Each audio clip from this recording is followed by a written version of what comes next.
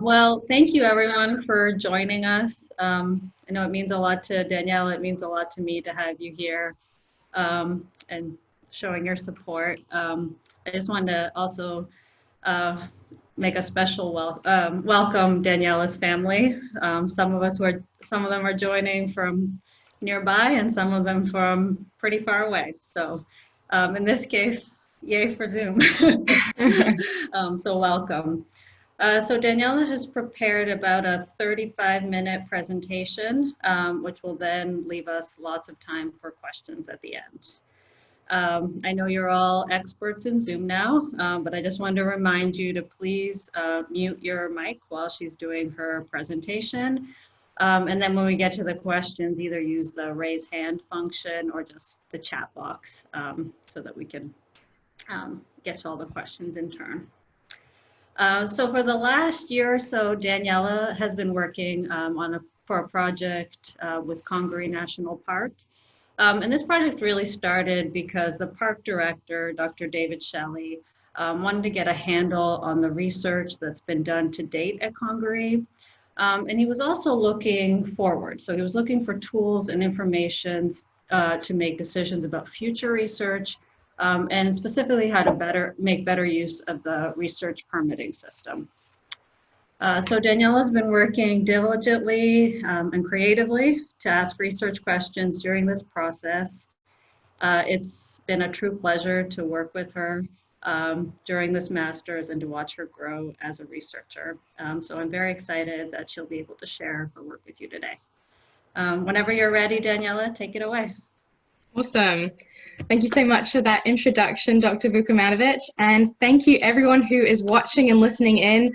I know there's a lot going on right now, and I'm sure everyone is really busy adjusting to this new online format, but I really appreciate you all taking the time to be here and listen to my defense. So today I'm going to be presenting my thesis work on research trends in Congaree National Park. And before I go any further, I just want to introduce my committee. Dr. Myron Floyd, Dr. Katie Martin, and Dr. Jelena Vukomanovic. They have been extremely helpful over the last 2 years, so I'm really grateful to have such a supportive committee. And with that, I'll begin. So national parks provide us with numerous benefits, including clean water, conservation and protection of natural resources, opportunities for recreation that improve mental health and reduce stress, economic benefits from tourism, the vegetation in parks aid in carbon sequestration, and importantly, parks provide opportunities for scientific research and discovery. Really, for decades, national parks have functioned as ready-made living laboratories where researchers can collect data on things like ecosystem resilience and climate change, as well as information on things like human behaviors and perceptions related to the environment. And in fact, over 28,000 studies have been conducted in national parks since the year 2000. And we all know that there have been lots of really important discoveries made in national parks. And you can see some of those over here on the right of the slide. So for instance, the ecological niche theory, natural fire dynamics, the oldest dinosaur remains in the US, new species of invertebrates, energy in aquatic ecosystems, and the rarest fish in the world are all discoveries that have been made in national parks. But even though many studies have taken place in national parks over the years, a comprehensive evaluation of what has been studied in these unique areas has yet to be completed. So it's hard to kind of see the big picture and understand the underlying trends or identify possible factors that could be influencing the research. While there hasn't been much exploration of trends in national park research, the topic has been studied in similar disciplines, especially the conservation sciences. And within the conservation sciences, the major research trends we see are unbalanced representation within fields of study, influence of funding agencies and journals, as well as bias in the location of studies. And because there hasn't been any kind of systematic attempt to review national park research, scholars might be overlooking certain research topics and locations in their studies, which may lead to the omission of really important data from management plans and conservation designs. So, as external pressures like climate change and development continue to degrade natural areas, it will become increasingly important to clearly document the research that has already been completed in national parks so that managers can make sure that funds and resources are being used efficiently, as well as identify gaps in the research and prioritize the types of studies that are conducted in these protected areas. So to address these gaps, I have analysed the spatial and non-spatial or topical trends in research conducted in a single park, and I've used Congaree National Park in South Carolina as my case study. So first we'll look at chapter 1 and focus on topical research trends. So for this manuscript, I asked the following research questions. What fields have been studied in Congaree National Park? Are studies quantitative or qualitative? And also what specific research methods are being used? How long do these studies usually last? And where do researchers come from, as well as who is funding their work and who's publishing it? So in order to answer these questions, I decided to do a deep dive into a single park, which has provided me with a more thorough and detailed understanding of research trends. So for those of you who have never visited Congaree, it's a beautiful 26,000 acre park in Richland County, South Carolina, established in 1976. And it's known for its expansive southern bottomland hardwood forests and wetland ecosystems, as well as its rich history and strong cultural significance. Historically, there's evidence of varied indigenous occupation in or near Congaree from 8000 BCE to 1520 CE. And we know that the Cofetachequi tribe managed the area within the park, and they performed burns, they cultivated natural levees, they collected firewood, they hunted. But over the years, the park has slowly been transformed by different land uses, including agriculture, grazing, ferry operations, even large-scale logging. So fast forwarding to the present, the park now attracts over 100,000 visitors each year and protects approximately 11,000 acres of contiguous bottomland hardwood forest, which is the largest expanse in the southeast. And it also protects numerous ecosystems and diverse species. So as you can see, Congaree is really an area of rich natural, historical, and cultural significance. And this diversity really suggests that the park could be a place of academic importance and a prime research location for scholars.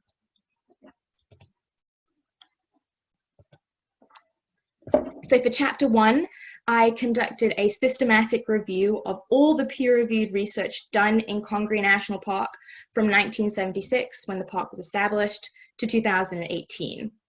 And the systematic review followed the PRISMA 2009 checklist format and was carried out using a 3-step process. So first, I performed structured searches in 3 databases, including the Congaree National Park Historical Archive, Web of Science, and the NPS Integrated Resource Management application. And I selected the Congaree National Park Historical Archive as my primary data source because it contains the most comprehensive and reliable collection of peer-reviewed literature on Congaree. So in the Congaree database, I manually sorted through about 500 documents using specific eligibility criteria. So for a document to be included in the review, it had to be peer-reviewed, had to be published between 1976 and 2018, had to have the word Congaree in either the title, abstract, or keywords, and it had to have at least one study site located within park boundaries. So in each of those 3 databases, I used those criteria to filter through my searches, and that yielded a total of 49 unique articles.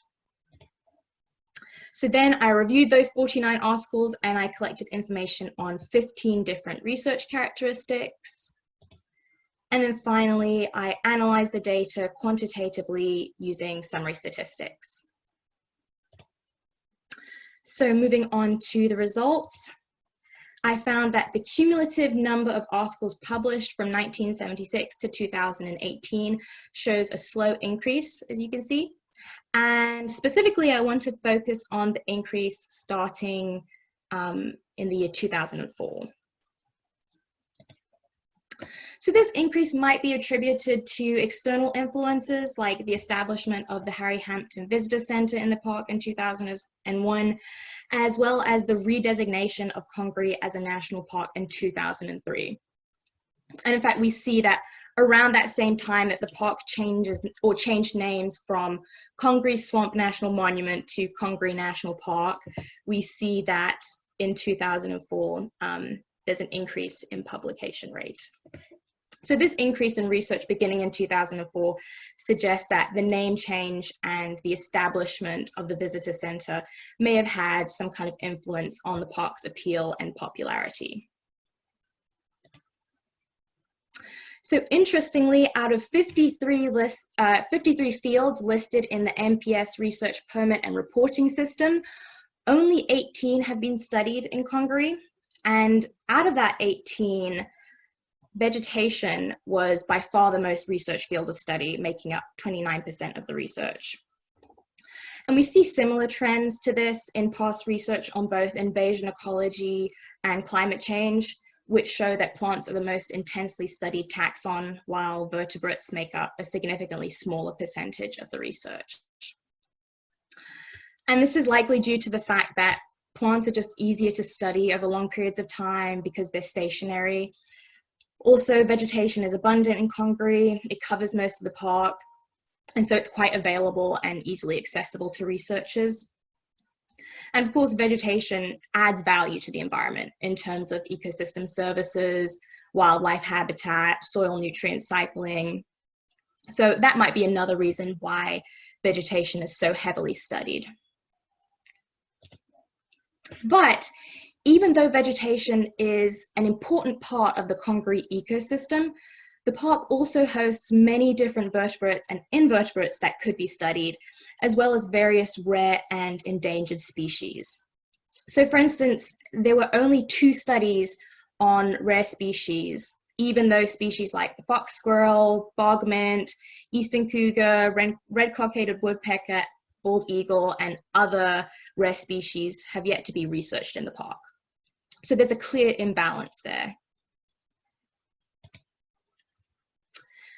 Funding information was disclosed in 80% of articles, and we see that federal agencies supported the greatest number of Congaree National Park research, and among federal agencies, the National Park Service supported the most research. So there are a few things that might explain these trends. So federal agencies are just larger and they have more available resources compared to most nonprofits, private organizations, universities, etc. So they can afford to support more studies. And even though it's true that the National Park Service has limited resources and funding, they also directly benefit from national park research. So that might explain why the National Park Service supports the most research in Congaree compared to other federal agencies. So out of 49 articles, 88% employed a quantitative data collection method, while only 12% employed a qualitative research method. And focusing on just the qualitative research methods, we can see that literature reviews dominate the research. So there's an obvious imbalance in quantitative and qualitative studies. Even though qualitative research has slowly been accepted and introduced into natural science disciplines over the past 2 decades, it still hasn't received the same kind of esteem as quantitative research. And this might be because many scientists still subscribe to the misconception that quantitative research is more reliable and credible than qualitative. We also see from past studies that quantitative research secures more funding than qualitative. And in fact, out of the 6 qualitative studies conducted in Congaree, only 1 reported any kind of funding, and those funders were a university and a nonprofit. So that could mean that the authors of the other 5 publications chose to omit funding information, or that they either went unfunded or self-funded.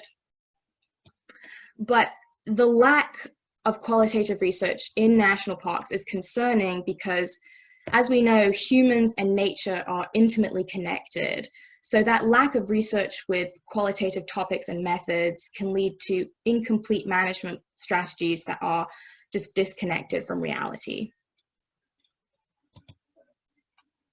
So correlational, descriptive, experimental, and quasi-experimental research methods were employed relatively evenly across Congaree National Park studies.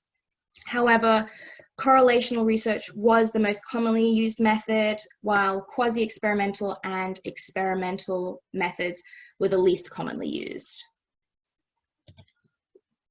So if we dig a little deeper, we can see that there's some relationships between research methods and funding sources. So for instance, we see that research using correlational and descriptive methods are also heavily funded by agencies like the National Park Service. And this is actually really interesting because the types of questions that the National Park Service needs answered are different from the questions which scholars in academia might ask. So often researchers in academia pursue research that is innovative, long-term, based on curiosity, whereas traditionally the National Park Service has pursued research that is short-term, very direct, and focused on achieving a very specific goal. And descriptive and correlational research methods kind of aligns with this. So again, this trend might be explained by the fact that most of these studies are funded by federal agencies like the National Park Service, which have very explicit research needs. So out of the 35 studies which reported periods of data collection, 34 made multiple on-site visits to collect data. And among these studies, there's a relatively even spread of research with varied study lengths. However, the majority of studies have a data collection period of about 2 years. And this finding could suggest that a 2-year study period has the greatest return on investment for research studies. So in other words, a 2-year study might ensure the most efficient use of time and money for the expected output. And a similar study by Okakaki and Dean actually found that funding entities often favor studies which have a high likelihood of short-term success. And this may actually decrease the number of long-term studies that are conducted in the park, which is unfortunate because these longitudinal studies can really provide us with important metrics for monitoring change over time. So if we start to connect the dots, we can see that the common characteristics of research supported by federal funders are very similar to the characteristics that I found within Congaree National Park research in general. So in other words, if you look at the characteristics of the entire body of research in Congaree, they are very similar to the characteristics of research funded by federal agencies, which further suggests that there may be some kind of connection between funding and research outcomes. So moving on, I found that research in Congaree was published in 32 different journals, and the majority of the top publishing journals are forestry related. And finally, the University of Georgia was the institution most commonly affiliated with Congaree National Park research, followed by Clemson University and the University of South Carolina. So as you can see, there's the publications and affiliations are clustering right around the park.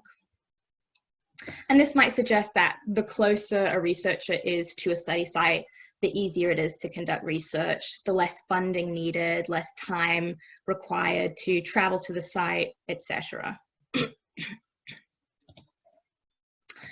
So now we'll change gears slightly and look at research trends from a spatial perspective. And this is really important because management of natural resources requires an understanding of both natural and human processes, and many of those processes are inherently spatial in nature. And also, our understanding of these processes has significantly improved through applications of geospatial approaches. But unfortunately, not all researchers describe the spatial component of their work or even make that spatial data accessible to others. And when researchers don't properly share spatial data, it can lead to missed opportunities for other scholars to reuse or incorporate that data into their own studies. And in turn, that can lead to inefficient use of time and funding, for instance, if researchers have to recreate that data. And it could potentially lead to fewer long-term studies. It can also limit our ability to quantify the spatial patterns of research in the studies themselves. So in other words, it can prevent managers from understanding which areas of the park have or haven't been studied, as well as prevent them from identifying geographic trends or potential biases that could be influencing the research. So to address this gap, I have conducted a comprehensive analysis of the geospatial research data that has been collected at Congaree National Park, and I've developed a new approach that actually reconciles data of different spatial quality to help identify geospatial trends and potential gaps in park research. So with this approach, I've addressed the following research questions. Do study sites tend to cluster in certain areas of the park? And are there areas that are understudied? Do study site locations vary by topic? Are there relationships between data collection sites and known features in the park? And what are the main characteristics of spatial data in park research? So my first step was to create a study site map, and to do that I reviewed each article included in the systematic review from chapter 1, and I recorded information on study site locations. Now, as I mentioned before, researchers provide varying types of spatial data with different spatial resolutions. So, for example, some researchers include GPS coordinates, some researchers just write a general description of the location in the text, some researchers provide a map image in their publication. So to account for all of this variability, I developed an approach to kind of standardize the process by splitting the data into 3 different categories based on spatial precision. So for high precision data, I used shapefiles, geographic coordinates, and point locations shown in detailed map images to create the data. For medium precision data, I used heads-up digitizing of map images to create data layers. And for the low precision data, I relied on general descriptions of study locations that were provided by authors within the text. So, for example, if the author mentioned somewhere that data was collected along the banks of Cedar Creek. And so for that, I used the fishnet tool in ArcGIS Pro to create a grid of the park, and I used grid cells to delineate approximate locations based on those general descriptions. And based on how precise the data was, I assigned a specific weight to each data type. So the most precise data had a weight of 1, medium precision data had a weight of 0.5, and then low precision data had a weight of 0.25. And here's just a diagram to kind of help you visualize this. So after I created the spatial data and added weights to each, I created a 30-meter by 30-meter grid of the park. And then within each grid cell, I added up all the data values. And so this process of standardizing all 3 data types using the grid system and assigning weights allows us to take advantage of imprecise data And this is really important because it can help us fill in the gaps and make a more comprehensive assessment of spatial research coverage, which we would not be able to do if we just didn't use imprecise data at all. So after I added the spatial data counts in that grid, I then used the optimized hotspot analysis tool and the GETIS-ORD GI.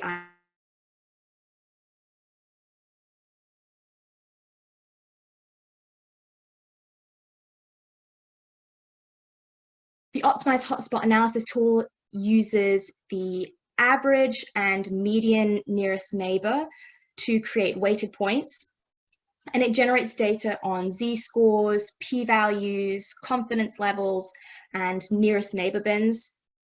So it's a really useful tool for detecting significant clusters. And just a quick side note, it's not possible to conduct a hotspot analysis on data sets with fewer than 30 points. So the culture category was not included in the hotspot analysis as there were only 7 data points collected. And finally, I overlaid study site locations with known natural, cultural, and historical features in the park, including hydrology, vegetation, cultural features, and infrastructure. And then I identified agreements and differences between those known locations and the study sites. Okay, so if you're a GIS nerd, prepare yourself for some cool maps. So, as I mentioned earlier, most research studies in national parks have an inherently spatial component. And in fact, 75% of studies in Congaree included some kind of spatial information about study sites. However, the caveat is that the precision of that data varied greatly. So out of 49 articles, only 14 provided spatial data in the form of coordinates or shapefiles.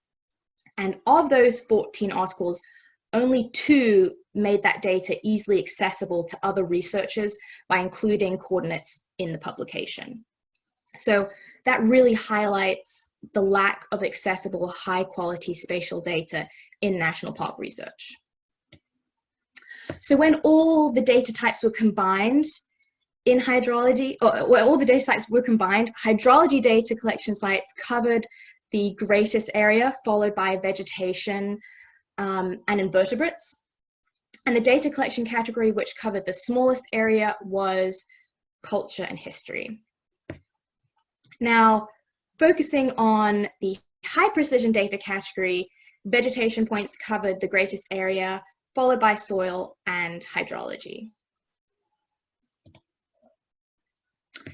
So for me, the results from the optimized hotspot analysis were the most interesting, and I think they really highlight the importance of using a spatial approach to look at research trends. Because, so if we look at this table, we can see categories which have the greatest percentage of hot clusters and cold clusters, or which categories are not statistically significant. But when we see those clusters on a map, we're really able to actually visualize these results and uncover patterns that we couldn't see in that table or even in the systematic review. So as you can see, hotspot analyses of research study sites in the park reveals very distinct patterns in study site locations. So generally, clusters of high values, which are these areas in red, they represent locations that are well studied, and clusters with low values, which are these blue areas, represent locations that are potential future study sites. So looking at hotspots, we can see statistically significant clusters of high values or well-studied areas are present among all categories, but I want to focus on a really interesting pattern that appears in almost all of the weighted categories. So if we look at the hydrology, vegetation, vertebrate, and invertebrate fields, we see that they all have clusters of high values in the northwestern region of the park. So does anybody have any idea what could be causing these clusters? what might be influencing this? If you have any ideas, you can write it in the chat, or you can turn on your mic. Any ideas?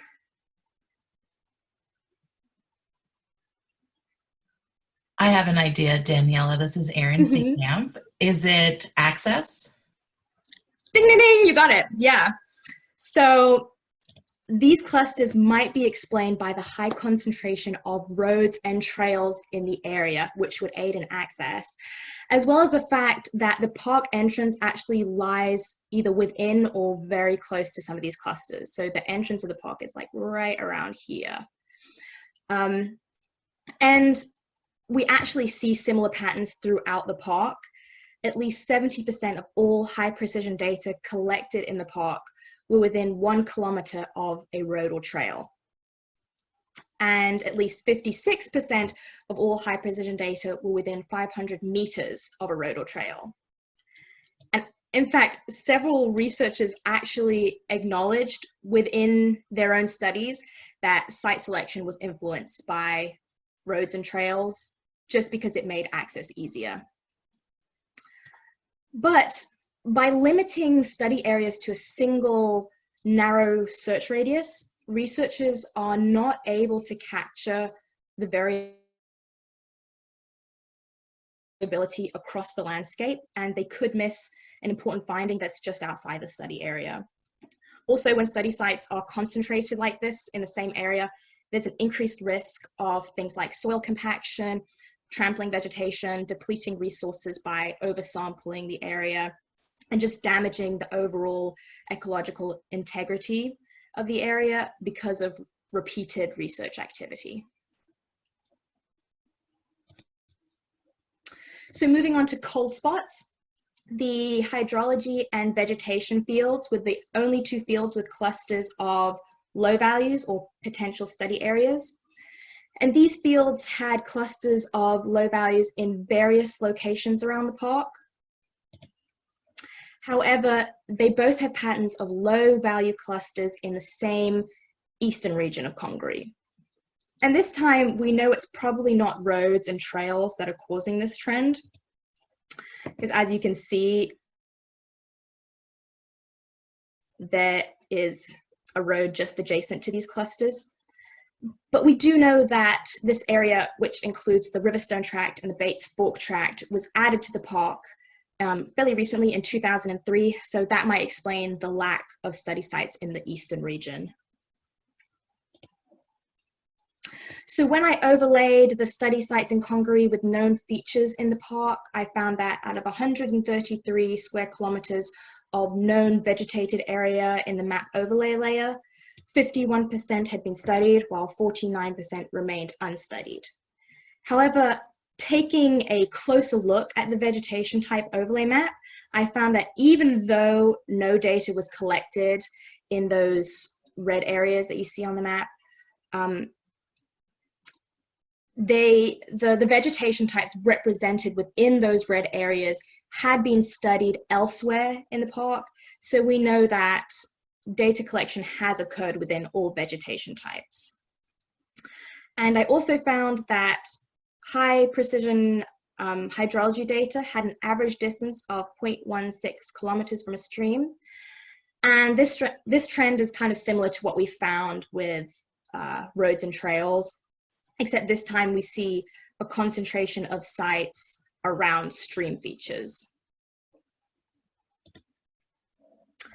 So like I mentioned earlier, it wasn't possible to perform a hotspot analysis on cultural sites, but we can overlay cultural study sites with known historical and cultural features in the park in order to see what has been studied and what researchers have missed. So the cultural and historical overlay map consisted of 35 data points and was created using sources like the South Carolina ARC site. And so by overlaying these points on top of the cultural study sites within the park, I found that all 7 study sites overlapped with data points in the cultural overlay map, and 27 sites displayed on that map overlay have not been researched yet. So some of these unstudied sites include a historic sawmill, Bates Old River Bridge, Big Lake Castle Mount, historic logging camps, some historic cabins. And while there are cultural sites with sensitive location data in the park, the sites that were identified in this overlay map were collected from open, easily accessible sources, which didn't share sensitive information.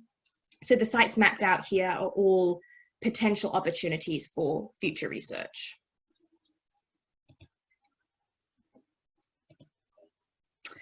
So what does this all mean? Why is it important? Without a comprehensive understanding of all the research that has been done in national parks, scholars might be missing important research opportunities, which in turn could create knowledge gaps and inefficient management plans. So taking a step back and looking at the big picture, we can see that both the spatial and the non-spatial approaches reveal different trends in the research. And so when we combine those two approaches, it can really help us to create a more complete picture of the research that has been done. Additionally, the framework and approaches established in this study could serve other agencies who manage public lands where research is conducted. So for instance, the National Forest Service, Bureau of Land Management, etc. And these approaches could help them in prioritizing understudied topics and locations. And of course, the results from this study will be directly applied by managers in Congaree National Park and will help them to understand research trends as well as inform future management decisions within the park.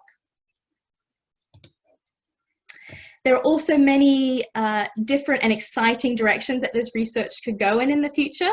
So for instance, future studies could look at parks of different sizes, or parks located in different regions or biomes. And this would really help us to see if the trends and patterns identified in this study actually hold more generally across different national parks.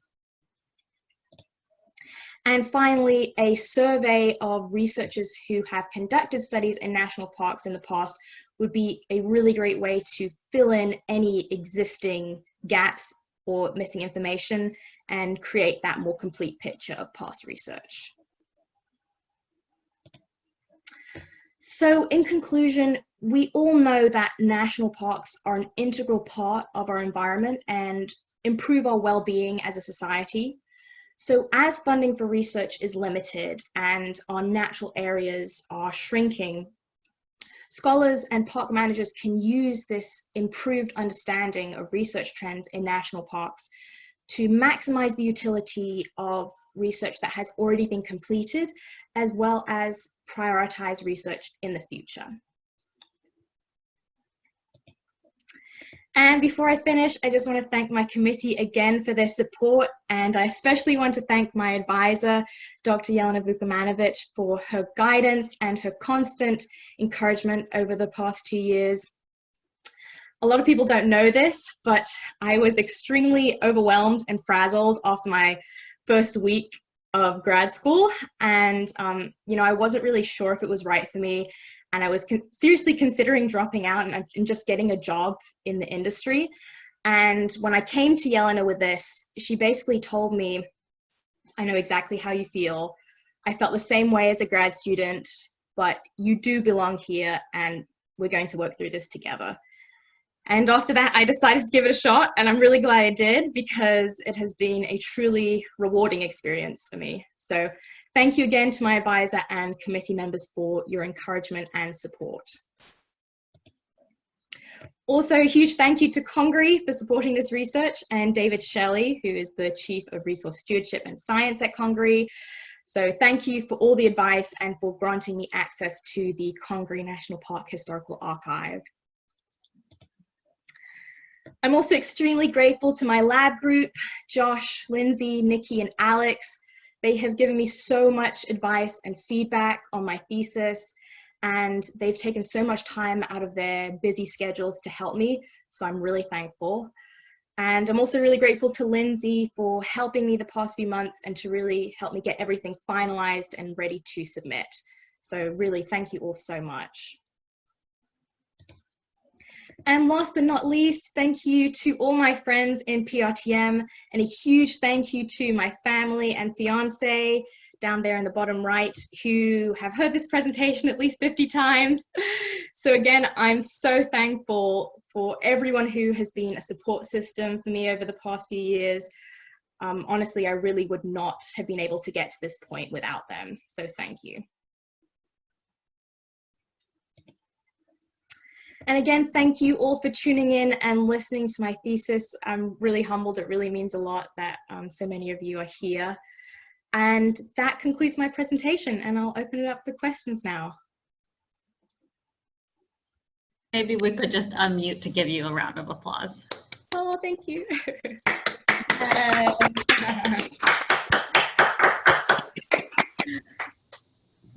Thank you all. Thank you, Daniela. Let's see. So if anyone has a question, well, you're first, so you just feel free to speak out, and then afterwards, if you could just, oh, Erin has her hand raised. Go ahead, Erin. Great. Thanks, Yelena. And fantastic job, Daniela. I missed your proposal presentation, which I was very sad to, so I'm so glad I was able to make this today. Yay, I'm glad you were as well. Thank you, Erin.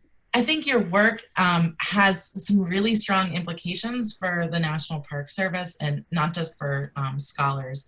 I'm thinking, like, if you were gonna sit down with the folks at the Washington office, what would be the one key takeaway that you would have them, that you would provide to them, thinking about this at a national scale and not just at a local level? Mm-hmm. I think it's really important to emphasize, like, some of these bigger national parks like Yosemite, Yellowstone, etc. They may not have a complete comprehensive like collection and like organized publications, but they, you know, it's a lot more than what some of these smaller parks have. So I think the big thing that I would want them to take away is there's so much important research that's happening in these smaller national parks, and there's so much rich and important information in those studies that we could be taking advantage of, but a lot of them, like with Congaree, they don't have, you know, this organized, categorized system with all the publications, and so it's kind of a waste. They have this rich resource, but they aren't able to easily access it or share it with other researchers. And so for me, that's the big thing. Some of these smaller parks could really benefit from having this kind of systematic approach to prioritizing studies. Great, thanks so much.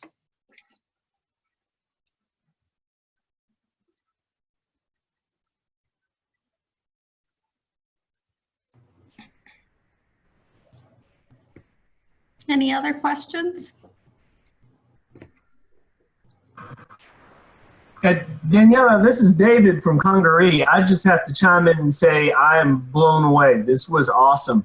I helped write this grant many moons ago, and I have had a lot of shifts and not been able to follow it as closely with you and Yelena and your team, but you all have just done an awesome job.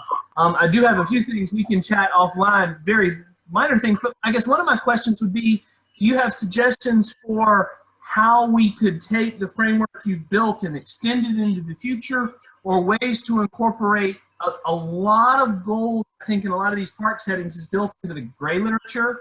Maybe they're technical reports submitted to parks that aren't peer-reviewed, but any thoughts about how you might evaluate or categorize those studies?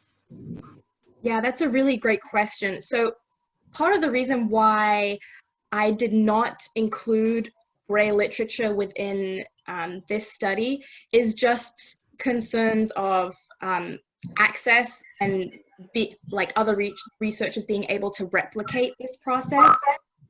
So, for instance, the way that journal articles are set up, it had all the necessary information that I needed for the systematic review and for those research characteristics that I was collecting information on. So for example, it had information on researcher affiliations and funding information. So for this study, the journal article and peer-reviewed article format was necessary. But I think, like, as it is right now, there could be a few tweaks to be able to use this framework and this approach to not just articles, but also technical reports, grey literature, etc. So I think that would be helpful, especially to national parks to take this framework and also apply it to different kinds of literature. So that's a very good point. Yeah.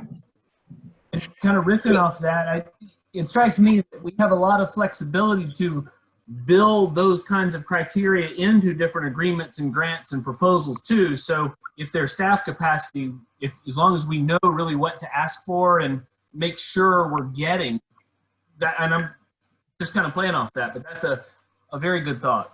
Mm-hmm. Oh, for sure, definitely. And this is John Dennis, if I can jump in here a little. Oh, hi, John. Hello. I really enjoyed the presentation, but I have a couple of thoughts just to ponder.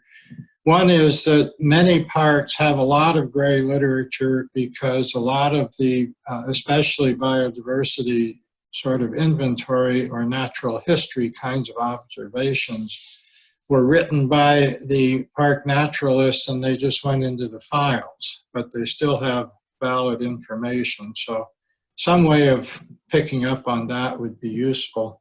Mm-hmm. But a couple of thoughts relating to the distribution of the projects and timing and so forth, and I'll just run through them as something to think about for future studies. The qualitative approach, in my mind, tends to be especially strong in things like social science and ethnography, which were minimally represented in the database that you had. So that may be some of the difference. The second is vegetation, for me, is an obvious one for this park because its name is the bottomland hardwood forest. So it's a vegetation-oriented park.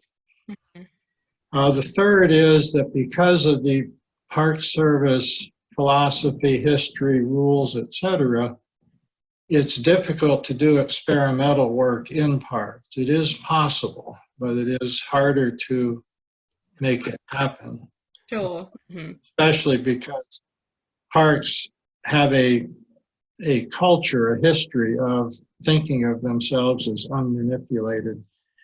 And then another one on study duration. If you have a chance, if you haven't done this, sort of look at who actually did the work. In a lot of park studies, it's graduate students who tend to have 1 to 3 years of time to do their thing. So that could be part of the reason for the 2-year duration. And then the last one I had, you picked up nicely, and that is that in many cases, the location of the study relates directly to the means of access. So thank you for this. I would like to, if you're willing to share it, share the PowerPoints. And I look forward to seeing the document you're able to distribute it. Thank you. Sure. Thank you, John. Thank you so much. Those are some really good points that you made. Thank you. Yeah, thank you, David and John, for joining. We really appreciate your support throughout and your feedback here. Really appreciate it. Well, for John, it was just a neat study. This is one that I've been wanting someone to do for 15 years at least, so I'm glad to see it getting underway.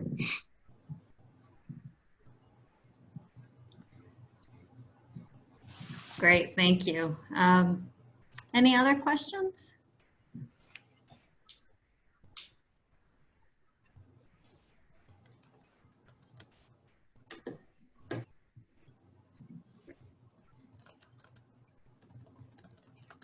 And And I'll say hi to Myron also. We interacted a number of years ago, and I think on one of the Healthy Parks, Healthy People. I think so, John. Good to hear from you.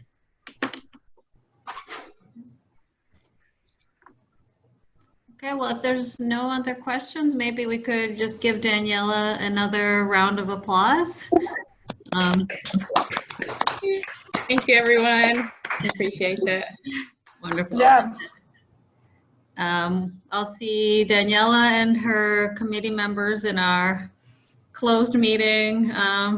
We'll take a 5-minute break, and then I'll see you guys in that Zoom meeting. Okay, perfect. Sounds good. Yes, Thank you again. Thank you all so much for being here today. Oh, Really appreciate it. glad to.